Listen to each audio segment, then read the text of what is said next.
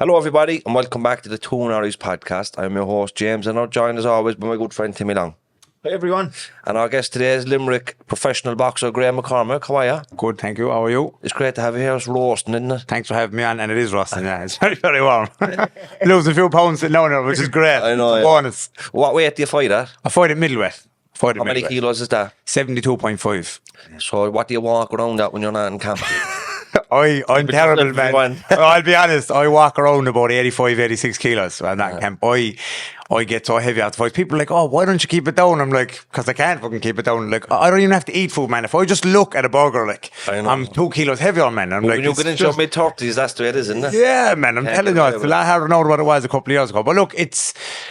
In a way, I kind of enjoy the struggle of getting the kilos down. People are like, oh, you can make it a lot easier for yourself. But I have to train that bit harder. You know what I mean? And it just keeps me in the gym. I have to train 2 or 3 times a day. I enjoy it, man. You know what I mean? I enjoy the bit of struggle of getting the weight down. So, like, I think if I walked around at the weight, I wouldn't enjoy the camps as much as I enjoy them. You know what I mean? Two sides to a fight. Yeah. One side is getting into the ring and fighting your opponent. Yeah. But the other side is making weight. Yeah. And training for it. Like, that's a battle in itself. Yeah, and yeah. it's a longer battle. You're Yeah. in here for whatever 5 or 8, 10, 12 rounds. Yeah. Like, it's the 12, 13 weeks beforehand. The camps, man. It's the camps. And that's what people don't realise as well, is like that. Everyone says, oh, he took some big shots in the fight. Nothing about the big shots you take. Two sparring sessions every week for 10 weeks straight. Yeah. You know what I mean? Like, that's where the hard work is done. Like, 3 times in the gym a day. You know what I mean? Like, then you're sparring on a Monday, sparring on a Friday. That's where the damage is done. Like, the spars, then would you be fighting fellas that are heavier than you, or what way does it work? Do you bring fellas in a bigger than you? It depends kind of on the fight. You know what I mean? Like, if you're fighting, like, say, like a domestic fight or a good opponent, like, you get someone similar to the opponent you're fighting, you know what I mean? So, like, if you're fighting a southpaw, you'll get a southpaw. If you're fighting an aggressive fighter, you'll get an aggressive fighter to spar. But, like, it's hard to get a sparring partner all the time. So sometimes you'll just spar whoever you can get to spar, you know what I mean? Because it's hard sometimes to get sparring partners. But, like, we're lucky in Limerick. You know, I'll give all the boys a shout at the Limerick boxers. Like, we all work together and we all spar with each other. So, like, we don't have to travel anywhere to go in there. We've Paddy Donovan, we've Edward Donovan, Lee Reeves, Jamie Morrissey. You know, we've Jason Harty. We've everyone down. It's great, like, because we have so much sparring partners down there, you know. There's a great history of boxing coming out of Limerick, isn't there? Yeah. Some big names come out of there. Like, yeah, Andy Lee, man, you know what I mean? World champion. Yeah, unbelievable, you know what I mean? So, like, Limerick, it seems now again Limerick is buzzing with boxing again, which we've kind of missed it. We missed it for a few years, you know what I mean? So now there's so many of us now, it's buzzing down there, you know what I mean? So we don't have to travel too far for the spars, which is great, like. Yeah, it's great in Cork as well, because obviously we Spike's at the fight, and all his defeats are by world champion. Yeah. Mangy, Lara. Billy Joe, Eubank, Yeah. Lara. Big fights he's had. I know we've Tommy Hyde up and coming. Yeah, Tommy's a great kid. I like Tommy. Fighting this Saturday night, I like Tommy Hyde. And he's, you know, like I just said there, he's the kind of kid you want to see do well. Yeah. You know what I mean? Because he's a real humble kid. He's good head and his shoulders. Cork is like Limerick, man. It's another great city with there's a few pros on there now as well. You have that guy, Freddie Roach is training him, Callum Walsh. You see him? Yeah. He's a brilliant boxer. Like, he's just won a WBC international title over there in America, like Freddie Roach training him. So Cork is passing out some serious boxers as well, like. So it's great to see for Munster, man, realistically, like, all the good boxers. But we're a great little island for boxing, aren't we? For the population. Violent, aggressive, violent.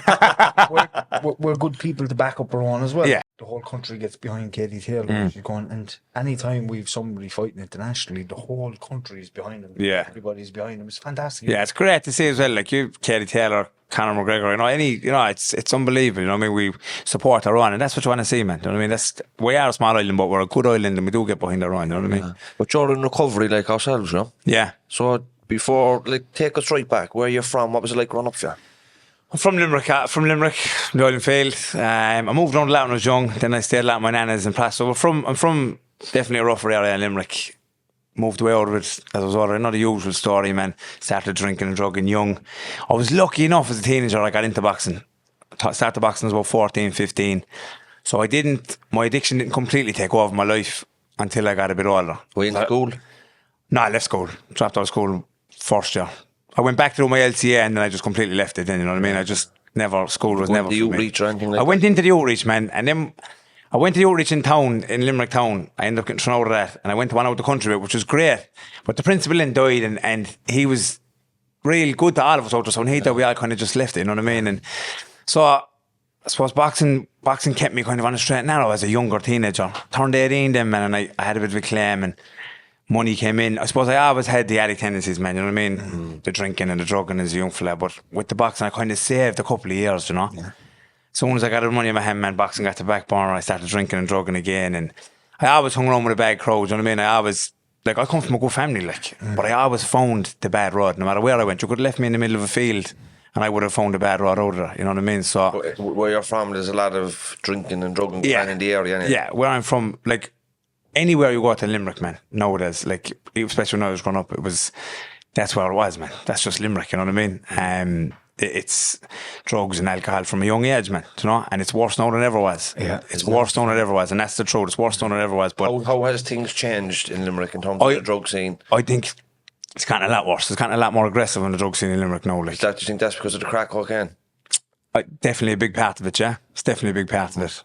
It's the same in Cork and Dublin. Yeah, it's definitely a big part of it, but it's also like, I think it's more nobody bats an eyelid anymore. When young fellas are drinking or vaping, walking on the roads, it's like, whatever. Like, whereas like back when I was 12, 13, it's like, what are you doing, man? Yeah. You know what I mean? You can't go drinking, your father kill you, or your mother kill you. Whereas now it's like, no one cares. No one cares. You know what I mean? I see the kids now, like, and it's just not as, you know, there's not that much fear in it anymore.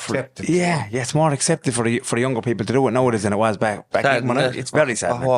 Very sad, man. You know what I mean? It's very sad. And I think the world is a scary place now, man. You know what I mean? And it's getting a lot worse. So like, for my kids, our kids, younger kids now, I think it's going to be a lot harder than what it was for me when I was younger. You know what I mean? The social media and like none of that was wrong when I was younger. Thank God. I know. Thank God that social media was wrong when I was younger, man. When you come into recovery, then you can move on with your life. Yeah. Whereas young fellas and girls that are caught up in it now, when they get older, there could be very damaging stuff or humiliating stuff that could recirculate when they're in their 30s. That's what I'm saying. Like this social media, it's so hard. I'm glad it wasn't when I was a kid, like, because obviously, like, the drinking and the drugging, you don't watch your own. Like, you don't know what you're doing. You don't know who's taking a video of you. You don't know nothing what you're doing, especially if you're out of your head.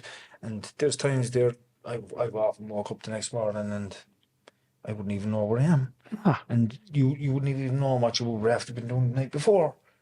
So imagine then someone video on it coming out on social media with you in it and whatever it may be, and like that can be very traumatic for a person, particularly a young person who's not able to understand it or process it. Well, they're definitely not able to understand it at that age, man. I wouldn't have been able to. Do you know what I mean? No way, like, you know, would I have been able to understand it at that age. So, like, as when I was younger, like, if that was going on when I was younger, like, I would have, don't know what I've ever started boxing, because that stuff would have took over my life, and the social media and thinking I was trying to live the life that you see on social media.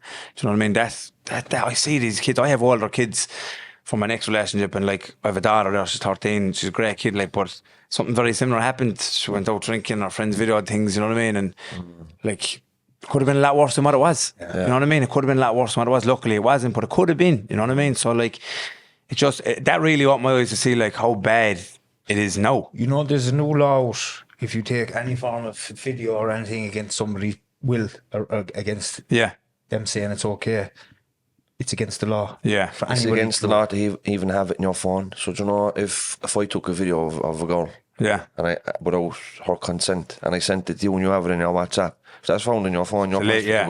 But when it happened at the time, I just got involved straight away and got it all sorted straight away and everything done. But like, what I'm saying is, like, it could have been so much worse. Like, so I'm saying, like, for these young kids now, like, it's a lot harder than what it was for any of us. Absolutely. Like, when I was young, when drinking and drugging, that was it. When drinking and drugging, what was it? Maybe you laughed. Yeah, maybe you laughed the next day. But look what you done last night. But no one recorded me doing it. It was in memory. Yeah. Like, and you had a bit of crack. Whereas now they have it on their phones, and it's there the next day, and you're looking at it, and you're like, shit. Do you think there's not enough of education around that? The social media? Yeah. No, not at all. I think it's poisonous, man. Yeah. I think it's very dangerous. I genuinely think that these kids today have it a lot harder than we had it, 100%.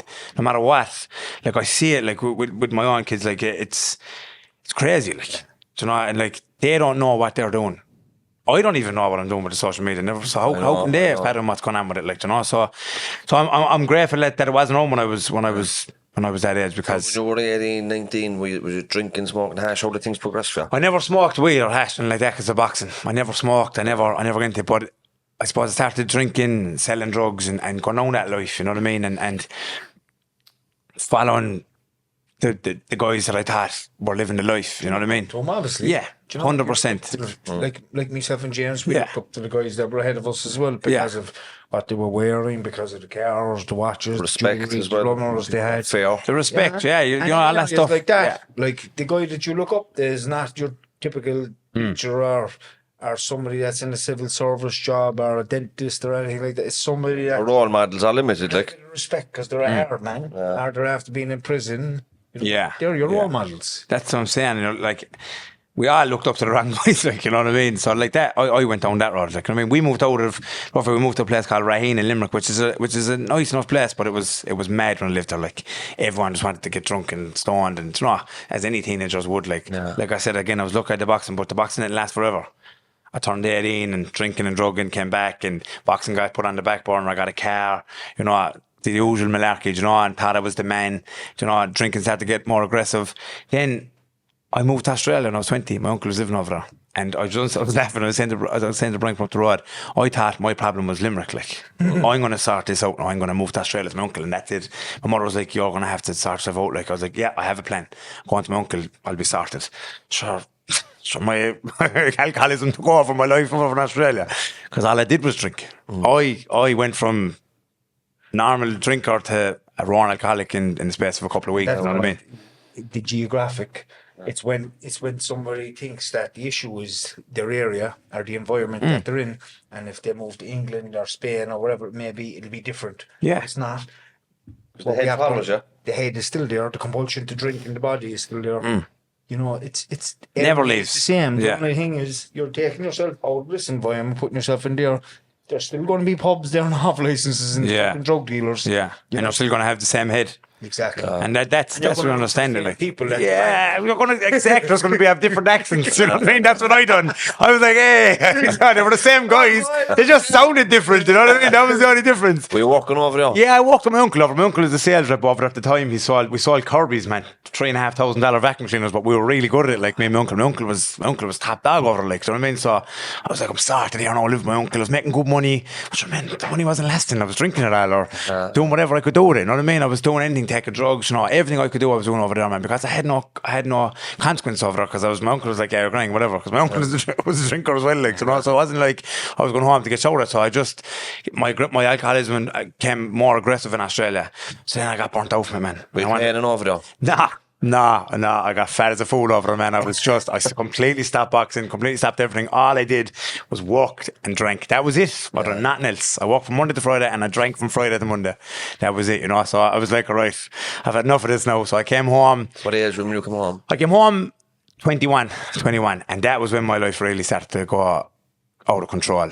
I met a girl when I was 21. I had my first child. And since then, that year, man, my life it just went downhill, man. I started selling drugs in a big way. Got involved with the same people I was involved with.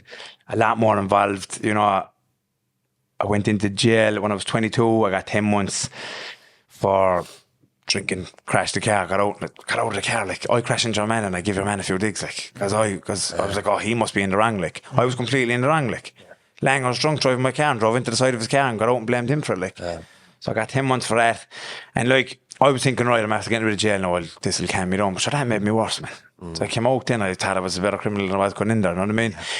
Went straight back to the old life, but worse. Every time I thought I was going to sort it out, I got worse, man. You know what I mean? And then drugs got worse. And I remember someone saying when I was about 23, 24, I'm saying, kid, he said, you want to watch it? He said, it's going to take over your life. Yeah, whatever. I said to him, sure. But a couple of years later, man, I was destroyed. I was absolutely destroyed from cocaine and alcohol. Like, this is going back to a time Limerick was completely on fire as well. Red hot. It was mad. It was a mad time to be, and like I was highly involved in stuff, like, you know what I mean, and hard in my head, man, like, you know, the head of an addict, like, I was like, yeah, I fucking think I'm Tony Montana around this. So I was just an idiot going around thinking I was somebody, like I was a nobody, like. Were you in danger, but you didn't even realise it? 100%, I was in danger, and at any given day, like, at any given day, you know what I mean, like. But you don't realise that, you know what I mean. You don't think it, and not only was I in danger, I put everyone around me in danger. The girl I was with at the time, I ended up having 3 kids with her. I love my kids, but like at the time, I didn't know how to love them. I couldn't love anybody. I couldn't love myself. I didn't care about myself. All I cared about was drinking and drugging. Yeah. And the more the older I got, I ended up going back into jail. I got 15 months. I think I got threatened to guard. So the guard, I give him a few digs, something. The guy got 15 months for that. When I got out of jail there, I was 25. Those were the worst 3 years from 25 to 28 till I got clean and sober. They were the worst 3 years of my life. I was absolutely destroyed. I done things that I wouldn't even talk about, that I haven't even talked about with people. Do you know what I mean? Crazy stuff, like. But when I look back now, I'm like, how the fuck did I manage to live through those 3 years? You know what I mean? The only good thing that came out of those 3 years was my now wife, who I'm married to now. I met her in that time, and she was my saviour. Realistically, I didn't know it at the time. But now I know it. You know what I mean? Now we're married, we have our own house, we have 3 beautiful kids, we have a great life. But like, how she survived those 3 years with me, man, is, I don't know how, you know what I mean? And like, I'm grateful for that now. When I can sit down home, we can talk about it. And, you know, sometimes I get emotional, like that she stayed around, you know what I mean? Now I lost her at the end of it. At the end of my using drinking, I ended up homeless. I lost everything. Do you know, if you were to look back in your life back then, you know, today, back then you didn't really understand the consequences of your actions and what could have easily happened. And I'm sure there was numerous occasions that your life could have been ended. Yeah. Through crashing, fighting, all these different things. But when you look back now, right, and you look back and you say, there could be any number of times your life could have been ended. Do you feel an understanding that there's a purpose here on this earth for your life? 100%. Should have died. 100%. I say, sometimes I speak when my wife are talking, and if one of the lads are there and we're having a laugh and a joke, and you know, one of the boys saying like, "Oh, you were mad," or whatever, blah blah. But me myself, I'm like, there's a reason I'm still here. Like, I should be dead. Like. I mean, one thing we were out messing around, me and 2 other boys were drinking, and the boys were out in the Alex, and I felt like 8 stories, like well, no, about 2 hours off a guard from thing. The boys thought I was dead, like I was out cold, couldn't walk, couldn't nothing. The boys bring me to hospital. Like, how I survived that is beyond me. Like, two big massive drops. Just like, fucking, so that's when I look back at those things now, I'm like, someone up there wanted me alive. You know what I mean? I didn't know what God was or anything like that, and I don't go around shouting from the rooftop, God this, God that. But I'm a massive believer in God today. Yeah. I have the life I have today because of God, and no other reason. You know what I mean? I have my recovery because of God. He brought me to my first meeting. You know what I mean? Got me clean and sober, and gave me the life I have today. And you know, I listened to a lot of motivational speaking, and Denzel Washington said at one time, I didn't always stick with him, but he always stuck with me. And I love that, man, because I didn't always stick with God. In fact, I hated him at times, but he always stuck with me. And I'm here today, 36 years of age. I live an unbelievable life today, but without God, I wouldn't have what I have today. And that's one thing I know for sure. Do you know what it's like? Do you ever see that picture with the footsteps in the sand? Yeah. Where you can see your own footsteps, but there's another set of footsteps next to you. And it's kind of like, whose footsteps are there? Yeah. It's like looking back in your life, knowing that you always asked for the help and you thought you weren't getting the help. But if you look back now in your life, today, the help came. 100%, yeah. Slowly when you were ready. Because if you got it back then, it wouldn't have made sense. Would have thrown it away, yeah. There was always someone there helping you along. Yeah. And your prayers were never unanswered.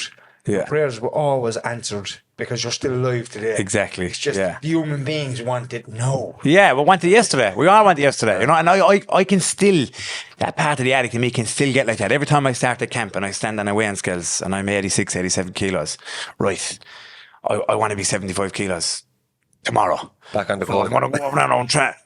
It doesn't happen like that, Graham. Like, you know what I mean? You know that it's not how it works, like, you know. Yeah. But that part of me, you know, that's like you just said there, man. You know what I mean? It's nailed to the head. Like, we want it yesterday. You know what I mean? Not realizing that it's coming. It's coming. You know what I mean? It's always coming. You made a good point there. You said between the ages of 25 and 28, there was a lot of shit happened that you won't get into, and that was important because a lot of people. Like, you don't have to bare your whole soul on the telly or on a podcast or go into war stories to illustrate your stories. You know what I mean? You have to protect yourself too. Of course. Like, me and Timmy, we'll share stuff here and leave ourselves vulnerable, but there's a lot we won't share. Of course, yeah. And it's not like we understand your story, you know, because you're after telling us. Yeah. But like, I'm just saying this because a lot of people contact us. They want to do this. They want to come on the podcast and stuff like that. But like, it's not about sharing the details and all the little details and the war stories and stuff like that, because there's no purpose to that. No. Do you know? No. It's like, it got bad. Yeah. And it got bad enough that there was a turning point. But what was your turning point? How did it come to a head for you? My turning point, I'll never forget it, was the last day I drank. I tried, you could say I tried to kill myself, but was it a cry for help? I think so, more than anything. So I went down to the bridge. I went to jump off. A fella was there, saw me going down over the railing, came over. I knew him, so we were talking. He rang the guards, they came and pulled me off. But like, I think it was more of a cry for help than anything, but I had lost everything. So like, I was homeless, I was sleeping on the streets. My mother and father, or my mother and my father are two of the best people I've met. I love my mother and my father. I don't see my mother and father every single day, but you know, they are why I'm still here today, you know what I mean? Again, but like at the time, like that was it, they were done. And I was like, geez, like I'd never thought my mother would be done, like, you know what I mean? I know I killed my mother to let go. Like I'm sure all of us are the same with our mothers, like, but I killed my mother to let go. But same with my wife, no, she was the same. She had to completely let go of me. Like I was on my own. And it was, I don't think, if they didn't do that, if they didn't do what they done back then, I don't know what I've gotten it. You wouldn't have. That's the truth. Do you know why you wouldn't have? No. Because when people are catching an addict's hand in life, when they're caught up in addiction, they won't get it. If I catch your hand and bring you down to a treatment centre, you're not doing it for you. You're doing it because I'm catching your hand and I'm telling you, you have to do it. Yeah. You're not going in there and you're not going to get it. But where it comes, we get this question all the time, James, like, what do we do? I'm trying everything. Family members love their family, particularly ones that are caught up in addiction. But what people don't understand, and they're desperate, and we often talk about it, people are desperate, they want to know how they can get help for their family members. But when somebody is ready, they will do it on their own. And they'll get it. Yeah. Because they're doing it. I done it on my own. He rang the treatment centre on his own. I rang the treatment centre on my own. Yeah. You know, I didn't ask for no help. You know, because I was in too much pain, and my finish up was very similar to your own. I felt no one wanted me anymore. Yeah. And you know, even your mother and father's thing, there's a stage where families are so hurt watching a loved one dying slowly. Killing themselves, big time. That they have to. You have to let it run its course, like, you have to let it run. No, I see that now, you know what I mean? Like, no, but at the time, you know, feel abandoned, like, you bastards, look what you done to me, you bastards. But like, I'm so grateful now, you know what I mean, for that, because like we just said there, like, if they didn't, I wouldn't have gotten this. Like, I mean, that was the turning point for me. It was like, okay, you just tried to kill us. And then the guys brought me to the barracks, they brought me up to 5B, you know, that's sort of hospital. And it's like, okay, I need to change something. Like, something has to change. Like, and that was it. Like, I went to a meeting. I went to a couple meetings for a week, got into the treatment centre, and I haven't looked back since, you know what I mean? One day at a time. It's important that, and I always, what you said resonated with myself as well. Blaming your mum and your dad, the teacher, the coach, the doctor, the social welfare, the methadone, the care, all everyone else but us, but me, you know what I mean? And pure victim mentality. But it's not until you actually take ownership. Say, boy, you're blaming everybody else, they're all getting on with their lives and look at you. And so you take, you know what? Take responsibility for your actions. You're not fucking 12 at all. You're 20. I was 27. I was 28. Yeah. So that's the time where a bit of maturity as well is coming in, the pain as well. After having a good few years of it now, in and out of prison, the drugs, and ends up in homelessness for me too. And I get to a stage where, right, there's nowhere else to go with this now. Stop blaming people. Get your shit together. Pick up the fucking phone. Go to a meeting. Humble yourself. And stop blaming people. And when you get that, it changes for you, don't it? Yeah, big time. Again, like when I got clean sober, it still took me a while. I was only saying to Brian out the road, like I was 2 weeks into the treatment centre when it completely changed. I remember going to the treatment centre and where did you go? I went to Bushy Park. And I got Julian in the council. It was a great guy, but I remember saying to me, like, I'll get you, you know. You will say, I was like, yeah, whatever, man. Whatever, boys, you know. Like in my head, I was like, right, I'm going to get clean and sober and I'm going to get everything back, everything sorted. And like, I never cried in my life, right? Never. It wasn't a thing for me to do, you know what I mean? Last baby when I was young, I went through loads of stuff, never cried. I was 2 weeks in the treatment centre. Remember Julian saying, I went in, you'll get a spiritual awakening. And I remember sitting on the cafeteria and I was just after having a family day the day before. So, you know, family days, you know, the family comes on and, you know, and you hear that shit back, really, you know, what you were like, you know. I remember next day I was sitting down and eating grub and I could feel the tears coming out of my eyes and I was like, oh shit. So I got up off the table and went to the room and Mags was there. I was like, what's wrong with you? Oh, I have to go. I ran out. That was it, completely changed me then. That's when I knew this whole time, these 28 years of my life, it has been me. I've been the problem, like not my mother, not my father, not the teacher, not my missus, not this, not that person. It's been me every time. Everything's went wrong has been by my decisions, you know what I mean? And I now see in my life that I'm a product of my decisions. Everything that happens to me is because of what I've decided to do. Do you know your decisions that our decisions are based on how we're made, how the environment we grew up in, you know, the culture, You know, some of the influences of the people around us, the people that bring us up. Don't do that. Don't do this. Yeah. You know, so this is where my head is, right? If we're if we're a product of our environments and we act upon what we believe is right and wrong, and we make decisions based on what we believe is right and wrong, there's actually no one to blame. Yeah. If that makes sense. Yeah, no, it does, yeah. So what it's when we know better and we get an education around right and wrong, and we start connecting with internally with love and care and kindness and all these different things, and we start feeling the gut for the first time and start reacting to the gut. Now you know. Now you can make a decision, because if you make a bad decision, you're wrong. Yeah. But when you're making decisions based on the way you were brought up and molded into the way. But you know that right and wrong thing, that gets all fucked up when drinking drugs stuff. Yeah. And then that's like when you do things under the influence, and when you're young and you're going in and out of prison, you're taking drugs, you think you're a hard man, you think it don't affect you. Yeah. But you know, when you get mature and you're away from the drink and you're thinking back and the regret and the shame and the guilt, that helped me to understand. I knew I wasn't bad. I did bad things that brought me a lot of regret. But because I feel ashamed for it, tells me that there's some good in me. Yeah. You know, and when you're away from the drinking drugs, then you can kind of make an amends, like, and kind of, I suppose, not go around and apologise to everybody you ever hurt, but help people that are struggling and make sure that you contribute to society in a positive way going forward. That's all you can do in the end of the day. That's cool what you're saying there. To me, like, it's like how, like, if an environment's brought up, we've all been brought up in the environment of an Irish home. Yeah. And like, you know, like, we all have our parents, but it's like you just said there, like, it was hard, like, for all of us. You know what I mean? It was hard for me growing up. You know what I mean? Do the best for you. 100%. My mom, they all did our best for it, but like, I think we hard on ourselves. Yeah. You know, I think people in recovery, and I was hard on myself for a long, long time.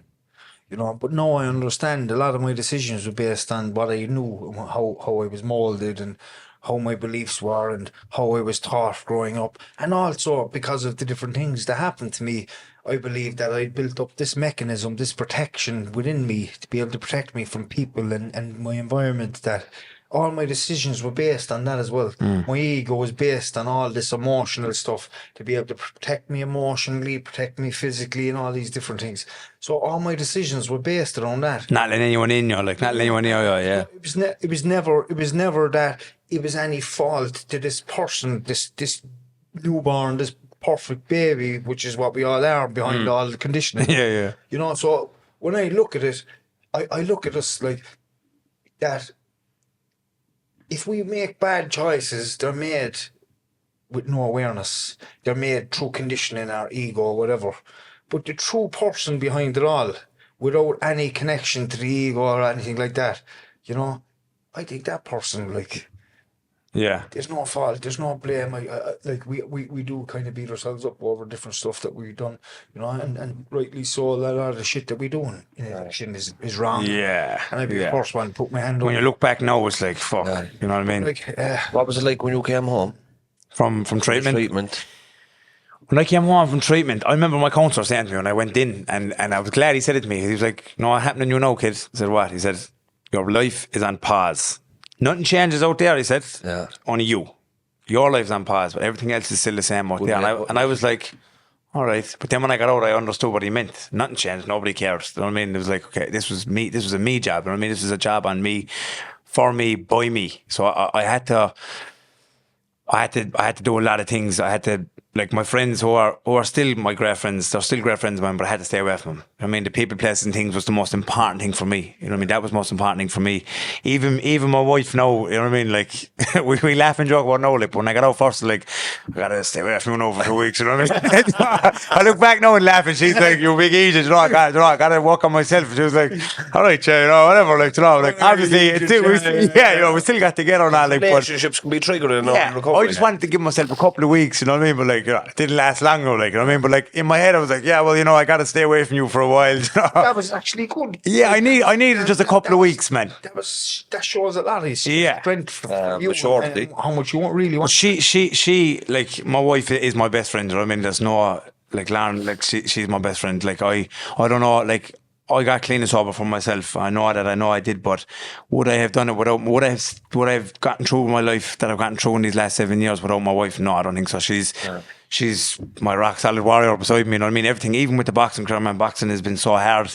It's a hard job. It's a hard life. You know yourself. You were just talking about boxing, and it's a hard life. Like, my wife has really been my rock. You know what I mean? So, like, I'm grateful that when I got out of treatment first, I gave those couple of weeks that I knew, like, okay, this is what I need. This is what I need. Because my coach was saying to me, when you get out, you know, you got to do a couple of things on your own, and you know, you got to do the people, places and things. That was very important as well, was the people, places and things. My mates were all still highly involved in selling drugs, and doing the usual malarkey and drinking and drugging and stuff like that. So I had to be careful and mind myself and stay away from the lads, you know what I mean? And Sometimes that can be family too. yeah, it can be family, man, you know what I mean? And some of my, like, I suppose your friends become your family over the years, you know what I mean? And they you know, you'd be very close. That was very hard. Did they respect your They decision? did respect. I had one friend, man. He's dead now. He got murdered. He was a great friend of mine, one of my best mates. But I laugh now. And if his mother and father hear this, they'll know because I've talked about them. I'm laughing at it. But I remember I was about a week out of treatment, and I remember he rang me. He was like, "Come on."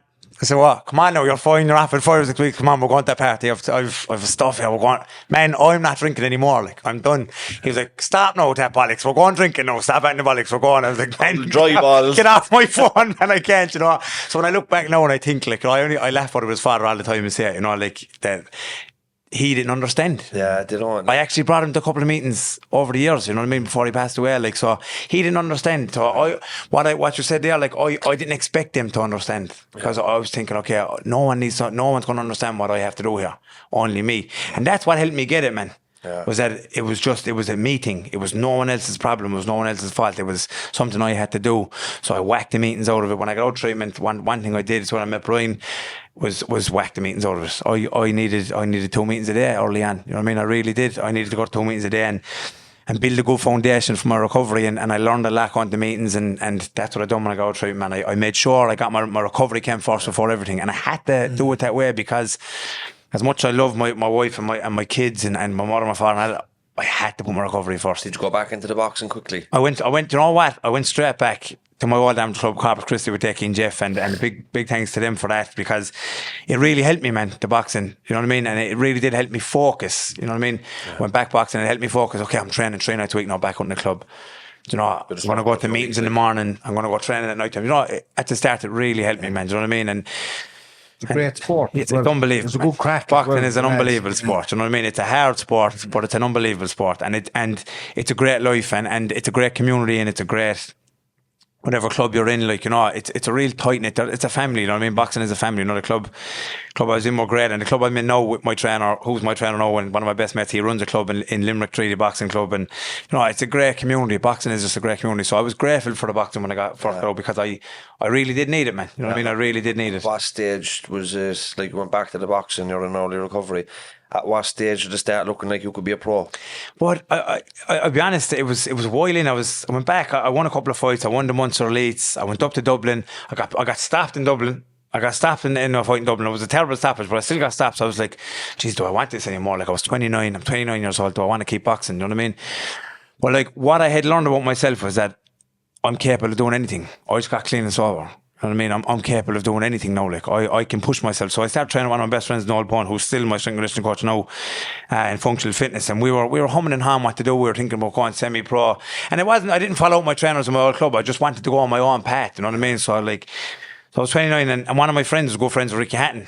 And he was like, look, I can get you a bit of sparring over in Hatton's gym if you want to go over and spar some of the pros. And I was like, yeah, let's give it a go. Like, let's see how I get on. So I went over to Ricky Hatton's, unbelievable, because I was a big Ricky Hatton fan, and I actually didn't get to meet him. He was just gone about an hour before. Timmy looks like Ricky. Yeah, he does actually. He does actually look like Ricky Hatton, yeah. But I went over there, I sparred there, I got on very well. I went to Kieran Farrell's gym and I sparred my old friend Paddy McCrory, who's now 16 and all pro, a very good pro. I sparred him. And I got on well sparring the pros. And in Ricky Hatton's gym, Les like, look, you should think about giving pro a go, you know, because I had a good style, aggressive, come forward. I have a head made of concrete, you know what I mean? I'm not the most skillful fighter, but I'm fun to watch, you know what I mean? Yeah, so like Les like, look, give it a go. I was like, look, I've no interest here, I have a family back home. So I came home and I got a message on my phone from my manager here. He said, look, I seen you there, I'm interested in talking to you. Would you be interested? And I was like, jeez, 30, I'm just about to turn 30, will I? Sat down with the wife and said, look, have an opportunity here to go pro. What do you think? You know, I think I want to give it a go. Like, she's like, yeah, I support you. And I mean, that was it then. My wife supported me. That was all I needed to hear.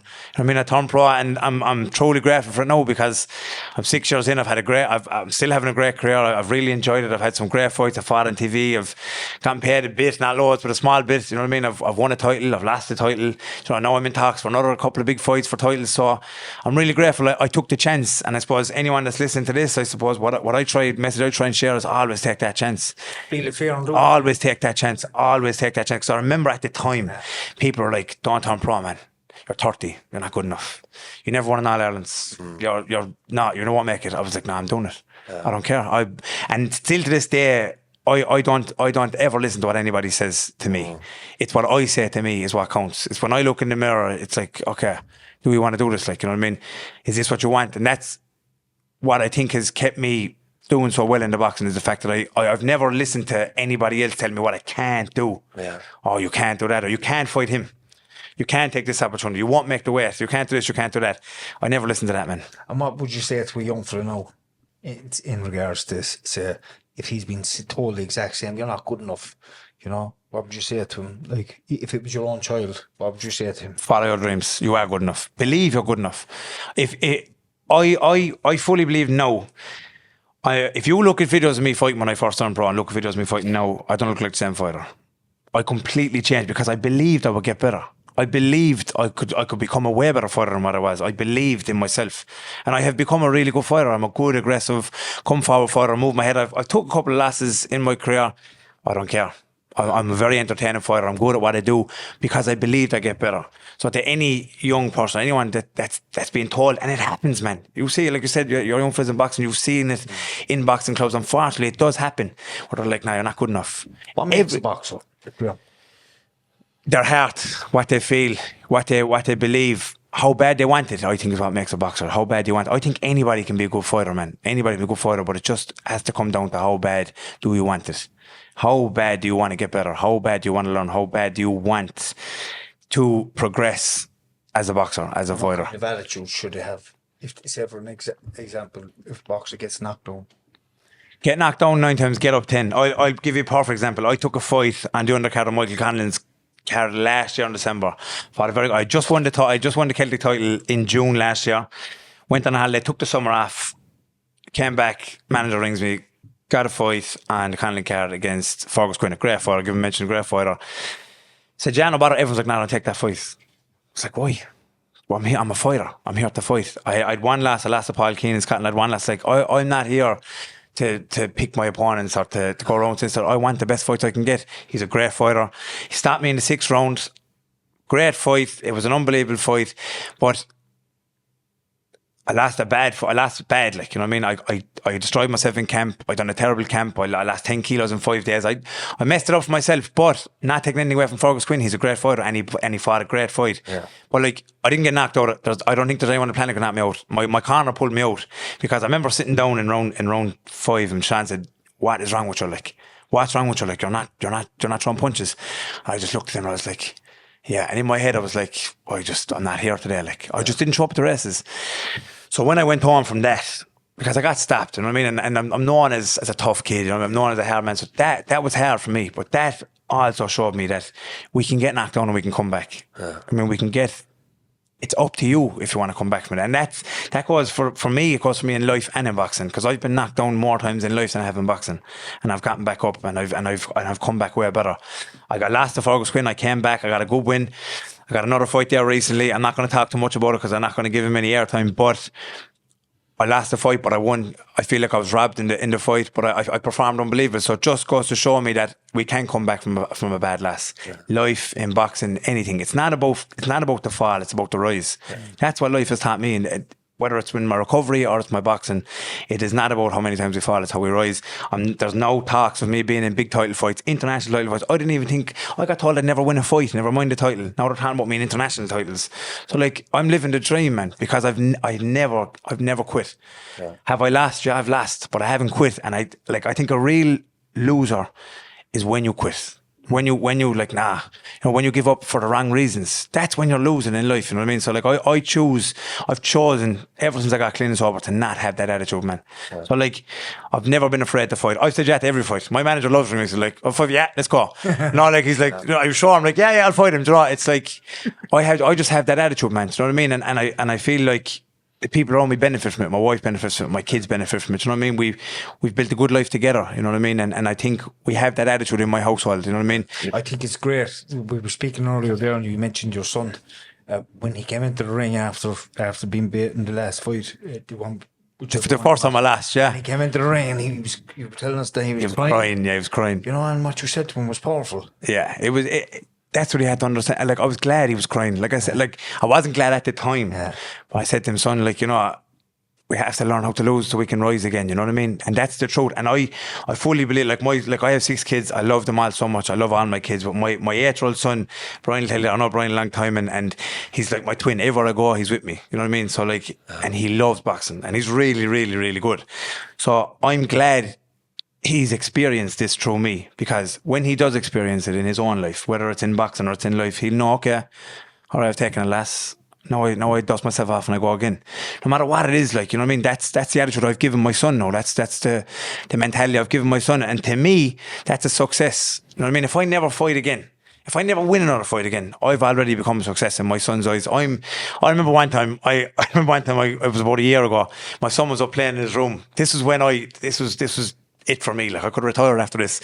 And they were in the room, him and his friend, they were playing, and they were fighting over who got to be me with the toys. That's they were fighting over. Who got to be me? I was like, that's it. I'm done now. I don't need to box anymore. I'm a success. Get job on the video games. I'm done. You know what I mean? So you'll give a lot of good nuggets of information there, or inspiration for people that aren't boxing about, you know, like, not accepting your lot and taking risks, and like, you know, wanting to change your life. And, you know, if people are thinking about going back into education, or it's not for me, I'm going to be the oldest in the class, I don't have the money.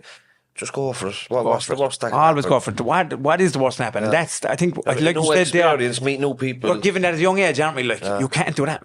No, you can't do that. No, son, you can't do that.